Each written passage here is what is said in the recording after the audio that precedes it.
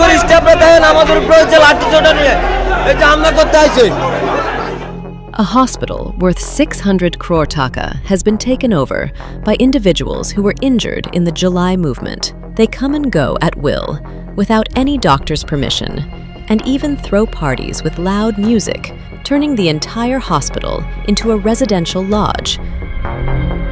This is the condition of the country's largest eye hospital, the National Institute of Ophthalmology, caused by 52 people injured during the July movement. Sometimes they engage in group fights among themselves, and at other times they attack doctors and nurses. As a result of this chaos, the hospital's operations were shut down for nearly a week. Although the deadlock has partially ended, the hospital is still not fully operational due to the presence of these individuals. Acting Director Dr. Zain Alam says many doctors are unwilling to return, citing safety concerns. Dhaka medical কলেজের চক্ষু বিভাগের প্রধান, Bangladesh medical ইউনিভার্সিটির চক্ষু বিভাগের প্রধান, একটা বেসরকারি হাসপাতাল সবচেয়ে বড় যেটা ইসলামিয়া চক্ষু হাসপাতাল সেটার রেটিনা বিভাগের প্রধান, এই চারজনকে নিয়েই আমরা একটা মেডিকেল টিম গঠন করি তাদের চিকিৎসার ব্যাপারে এবং তাদের সাজেশন নিয়ে তাদের চিকিৎসা দেওয়া হয় এবং যাদের ছাড়পত্র দেওয়ার কথা বলা হয় ওই মেডিকেল টিমে তাদেরকে ছাড়পত্র রেডি করা হয়। তারা আলটিমেটলি ছাড়পত্র নিতে রাজি হয় না, আছে মানে ইচ্ছা মতোই চলে গেছে হসপিটালের কোনো নিয়ম নীতির তোয়াক্কা না করে। না, আমাদের স্টাফরা শান্তিপূর্ণ অবস্থানেই ছিল,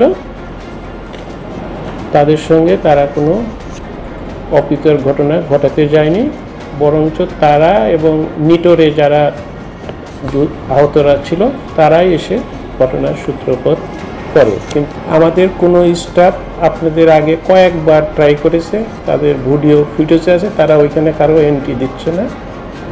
এমনকি তারা কয়জন থাকে আমাদের প্রোটোকল অনুযায়ী তাদের বেড নাম্বার নাম সহ তাদের খাবার অ্যারেঞ্জ করতে হয়, সেটাও তারা কোঅপারেট করেনি।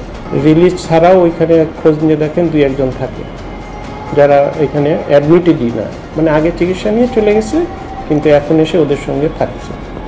ওদের ভাষ্য অনুযায়ী এখানে ঢাকায় থাকার জায়গা নাই, এখান থেকেই সে চিকিৎসা নেবে, বিভিন্ন জায়গায় মন্ত্রণালয় বা বিভিন্ন জায়গায় ওদের তদবির থাকে, কাজ থাকে, এই কাজগুলো এখানে থেকেই ওরা করতে চায়।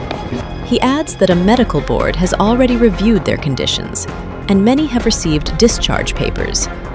Yet they continue to stay, lobbying in various ministries to maintain their presence. When asked about the allegations, the injured individuals claim that the hospital authorities have failed to provide proper treatment. They say their actions, including the attack on the hospital, were meant to expose medical corruption. কারণ আমার চোখ অসুস্থ কারণে দেখেই তো আমি মেডিকেলে আইছি রে ভাই।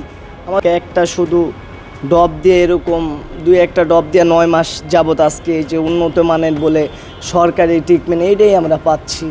তো আমাদেরকে চাই আমরা একটা ভালো ট্রিটমেন্ট পাই, আমরা আমাদের মা বাবার বুকে ফিরে যেতে চাই। এতগুলো যদি স্পিন্টার থাকে তাহলে একটা মানুষের লাইফ কিভাবে কাটে, সে কীভাবে জীবনযাপন করতেছে সেটা হয়তো আপনারা বুঝতে পারবেন না, যে শরীরের ভিতরে এইগুলি আছে সে বুঝতে পারবে। মানে এক এক ডাক্তার এক এক কথা কয়, তোমার চোখ তো নষ্ট হয়ে যাইব, কয়দিন পরে উঠে হেলাইতে হইব, এইরকমই এক এক।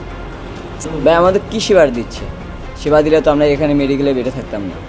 অনেকে বলেছে এটা আবাসিক হোটেল, আমাদের চিকিৎসা করতেইছে না, বাট আমাদের দেখতেও আসে না। আচ্ছা, আমরা হয়েছি তাদের এক প্রকার শত্রু, আমাদের কারণে তাদের ইনকামের সোর্সটা ভাই বন্ধ হয়ে গেছে, বাট কমে গেছে। এই কারণে ভাই আমাদের উপর সম্পূর্ণ দোষ তারা চাপাইতে যাচ্ছে। সাধারণ রুগীদের উপরেও আমাদের কাছে ভিডিও ফুটেজ আছে যে তারা কীভাবে সাধারণ রুগীরা যারা বাইরে ছিল তাদের উপর তারা নির্যাতন করছে। নির্যাতন করার পর এক পর্যায়ে তারা উপরে আসছে 4 তলায়, ঈদের আগের ঘটনা যেটা, 4 তলায় আসার পর আমাদের অ্যাটাক করছে। আমাদের যারা গানশটের পেশেন্ট ছিল নিচে তাদের প্রতিও তারা আক্রমণ করছে।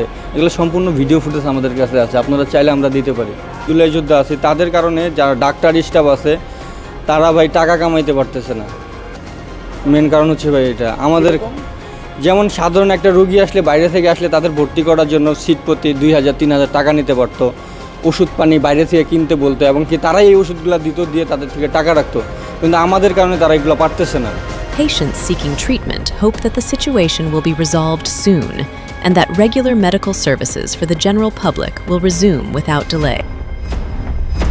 For more updates, follow us on Facebook, subscribe our YouTube channel, get the latest update on www.daily-sun.com.